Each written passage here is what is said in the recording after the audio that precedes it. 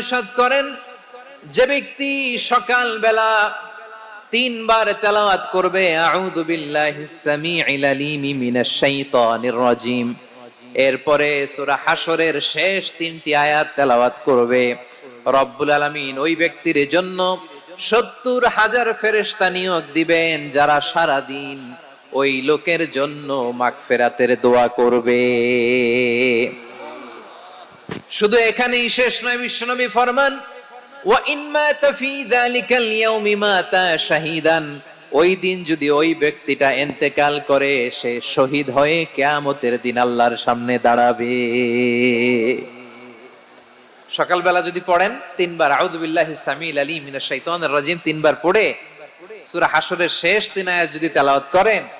তাহলে আপনার জন্য আল্লাহ তাআলা ৭০,০০০ ফেরেশতা নিয়োগ করবে। সারা দিন তারা আপনার জন্য মাগফিরাত